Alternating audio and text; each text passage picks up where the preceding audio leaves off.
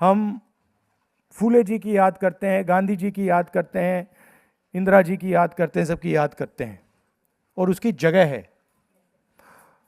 मगर मैं आपसे पूछना चाहता हूं, अगर आज अंबेडकर जी जिंदा होते और आप उनसे पूछते कि देखिए आप ये चाहते हैं कि हम आपकी याद करें या आप ये चाहते हैं कि हम आपकी तरह बने, उनका जवाब क्या आएगा?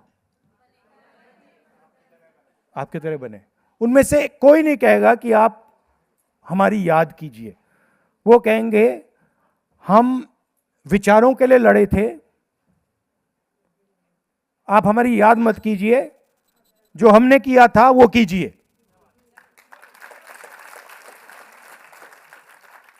तो कभी कभी क्या होता है, हम याद करने में लग जाते हैं फुल टाइम और सोचते हैं कि भाई याद करने से काम हो गया।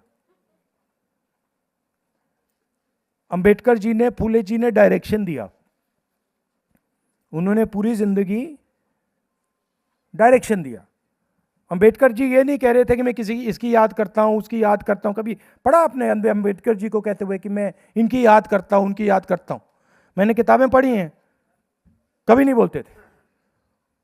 उनका क्लियर था कि भैया ये करना है। याद करना मतलब भविष्य, बीता हुआ समय। काम करना अभी। भविष्य में आप सपना देख रहे हो कि हमें टिकट मिलेगा, वो भविष्य है ना? बीता हुआ समय आप याद कर रहे हो सबकी। मेन चीज अभी क्या कर रही हो? अभी लड़ रही हो, अभी अपने आप को पॉलिटिकली डेवलप कर रही हो, अभी मुद्दों पर खड़ी हो। मेन बात यह है। और मुझे काफी अच्छा लग रहा है कि आपको यहां बुलाया गया है और आपका डिस्कशन हो रहा है। जरूर अगर महिला आरक्षण होगा, जो अभी ओपन क्वेश्चन है, क्योंकि मालूम नहीं आज होगा, कल होगा, 10 साल बाद होगा, ये मालूम नहीं, मगर अगर होगा तो आपके लिए जगह बनेगी। मगर आप ये मत सोचिए, देखिए आप ये मत सोचिए कि जगह बनेगी तो मैं एमएलए बन जाऊंगी। जगह बनने से कुछ नहीं होता, क्योंकि एमएलए बनने के लिए आपके अंदर समझ होनी पड़ेगी, एक्सपीरियंस होना पड़ेगा। तो ये अब आपको टाइम है अपने आप को मजबूत करने का। तो जयहिंद जी हैं, गौतम जी हैं, ये ओबीसी, एससी, अलग अलग डिपार्टमेंट्स हैं कांग्रेस पार्टी में, उनको चलाते हैं। बट हम चाहते हैं कि ओबीसी महिलाओं का भी विजन हो, दलित महिलाओं का विजन हो, आदिवासी महिलाओं का हो, माइनॉरिटी जनरल कास्ट की महिलाओं का विजन हो। हम तो नहीं बना सकते, हम मदद कर सकते हैं, हम बना नहीं सकते, क्योंकि आप जानते हो विजन क्या होना चाहिए। तो ये आपकी जिम्मेदारी है कि जो ओबीसी महिलाएं हैं, आने वाले समय में हर स्टेट में कांग्रेस पार्टी उनकी कैसे मदद करेगी, उनको कैसे पावर देने का काम करेगी। कास्ट सेंसस बहुत बड़ा मुद्दा है, इसके बारे में जानकारी देना, लोगों को जानकारी देना, यह आपकी जिम्मेदारी है। कास्ट सेंसस क्यों हो रहा है, कहां कहां हुआ है, कैसे हुआ है, इसका क्या फायदा है, तो यह पूरी मैसेजिंग आपको देनी है। और मैंने भाषणों में बहुत बार बोला है कि ओबीसी वर्ग 50% है हिंदुस्तान का,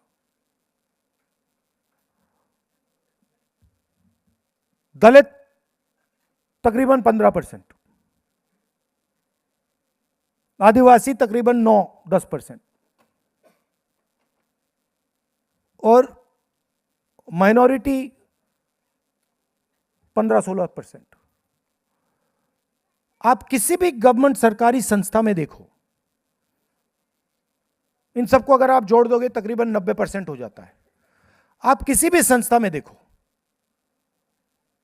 ब्यूरोक्रेसी देखो, जुडिशरी देखो, पावर स्ट्रक्चर को देखो,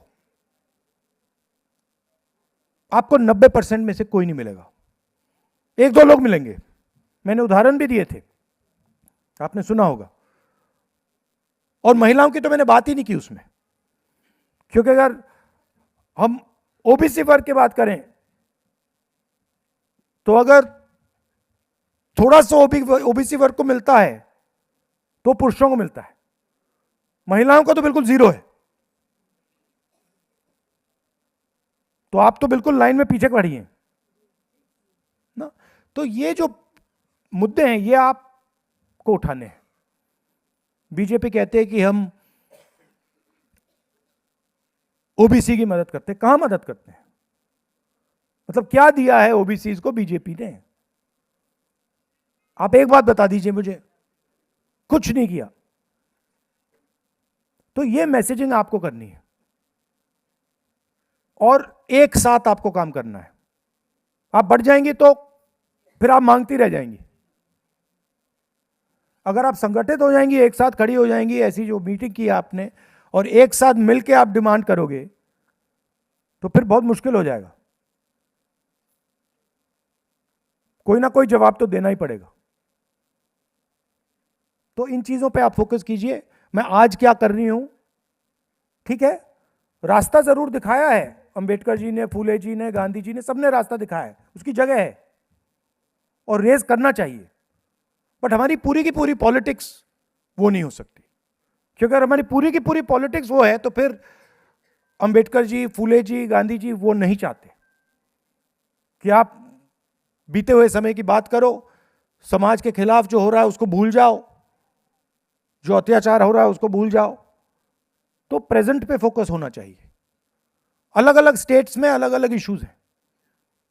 तेलंगाना में हमने जाति जनगणना कर दिया तो वहां पे थोड़ा हम आगे निकल गए हैं। तो अलग अलग स्टेट्स में आपको पता लगाना है कि इश्यूज क्या हैं, और हर एज की महिलाओं,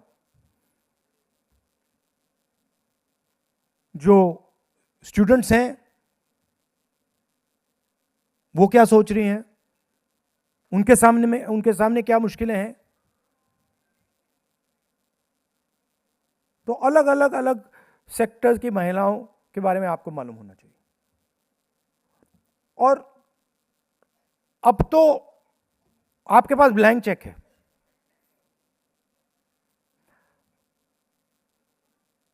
हिंदुस्तान के प्राइम मिनिस्टर 100% कॉम्प्रोमाइज और ब्लैकमेल किए जा रहे हैं, ये पूरे देश को मालूम है। आपने उनका आज चेहरा देखा भाषण देते हुए? देखा आपने? मतलब फॉरेन मिनिस्टर की स्पीच हुई अभी पार्लियामेंट हाउस में, ईरान शब्द तक प्रयोग नहीं किया, ईरान शब्द नहीं बोला।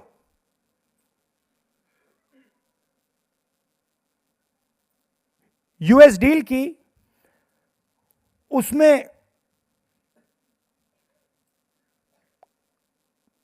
पूरा कृषि का स्ट्रक्चर उठा के पकड़ा दिया अमेरिका को। सोया, कपास, दाल, फल, सारा का सारा, अखरोट, बादाम, सारा का सारा अमेरिका को पकड़ा दिया। अब आप सोचिए, हमारे खेत जो हैं 2, 3, 4, 5 एकड़ के खेत होते हैं, उसमें मैकेनाइजेशन तो नहीं होता, उसमें मजदूर काम करते हैं। अमेरिका के खेत 500 एकड़, 1000 एकड़, 2000 एकड़, 5000 एकड़ के होते हैं, उसमें मशीनें चलती हैं। क्या हमारा जो किसान है अमेरिका के किसान का मुकाबला कर सकता है? नहीं कर सकता है। तो हमारी सरकार की जिम्मेदारी है, फर्ज है कि अमेरिका का किसान अपना माल हिंदुस्तान में ना बेच पाए। ये हमारी जिम्मेदारी है। तो ये सेक्टर खोल दिया इन्होंने। उसके बाद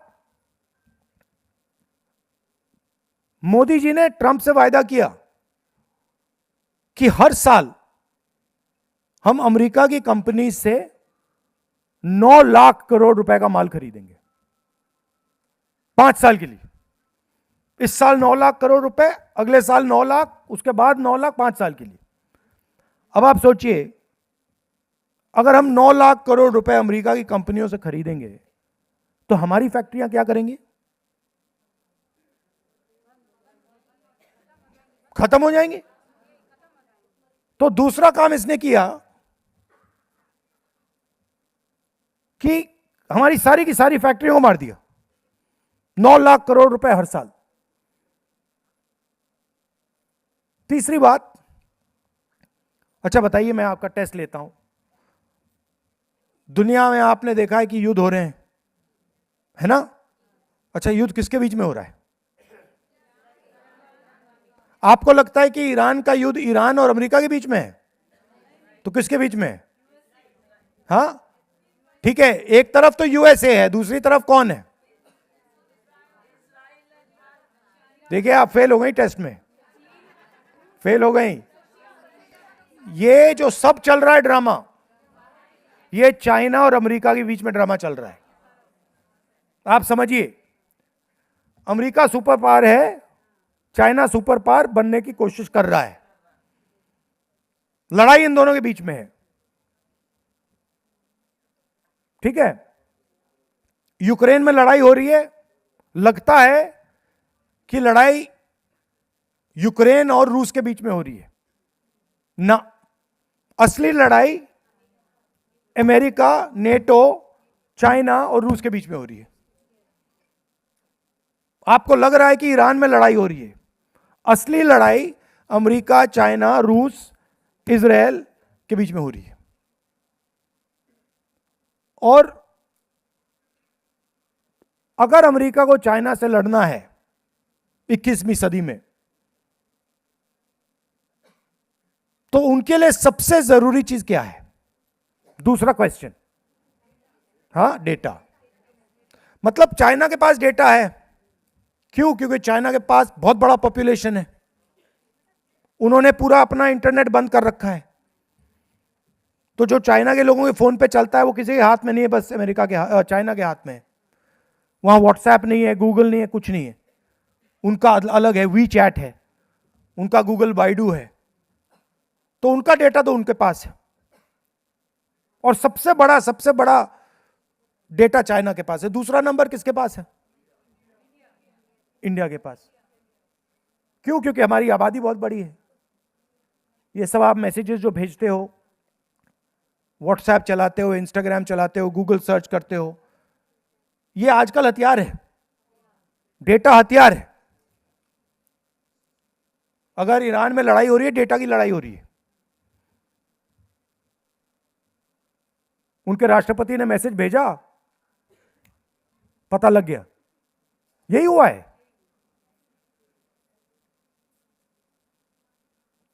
तो सबसे जरूरी चीज हिंदुस्तान का डेटा है।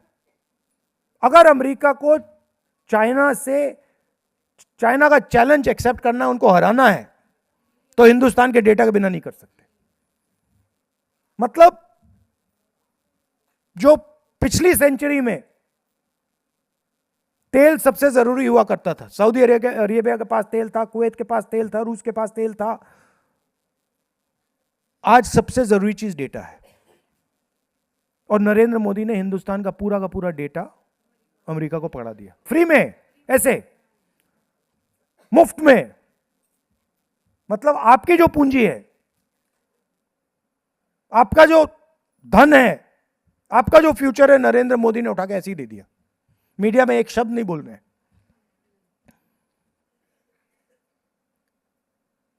लोग कहते हैं एआई, सुना होगा आपने, एआई सुना? यहां पे अभी जो समिट हुआ था, सुना आपने? हाँ, कर दिया काम यूथ कांग्रेस वालों ने।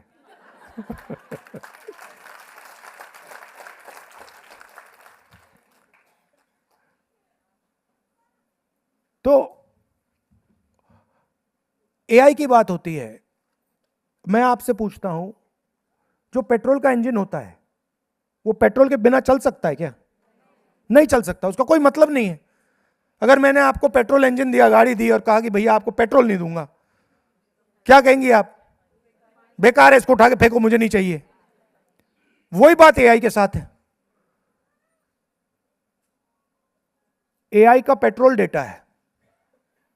अगर आपको एआई चलाना है तो डेटा पे चलेगा, बिना डेटा के एआई का कोई मतलब ही नहीं है। सही बात ना? तो Modi ji AI AI AI बोल रहे हैं और पूरा का पूरा डेटा उनको पकड़ा दिया और देश का बेवकूफ बना रहे हैं। तो तीसरी बात इन्होंने ये की।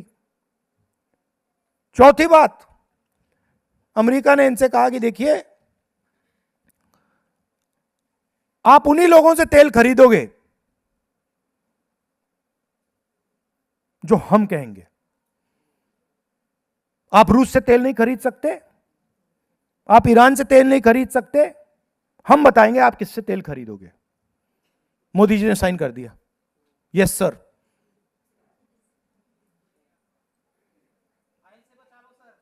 अब आपको मालूम है भाई, हिंदुस्तान का कोई भी प्रधानमंत्री, चाहे वो मोदी भी हो, ऐसा काम नहीं कर सकता। कोई ना कोई कारण तो है। अच्छा, हमें मिला क्या यूएस डील में से? मिला क्या हमें? हमारे जो टैक्स, हमारा जो टैरिफ था वो बढ़ गया, बढ़ गया ना। यूएस ने हमें कोई कमिटमेंट नहीं दिया कि भैया हम आपका इतना माल खरीदेंगे। उल्टा उन्होंने बांग्लादेश से कहा कि भैया अगर आप हमारी रुई, हमारा कॉटन खरीदोगे तो हम आपको टैक्स से जीरो टैक्स करेंगे। तो हमारी टेक्सटाइल इंडस्ट्री भी उड़ा दी। और मोदी चूना बोले, बड़े बड़े लंबे भाषण यहां देता है, ट्रंप के सामने जाके बिल्कुल चुप हो जाता है ना? क्या क्या बोला?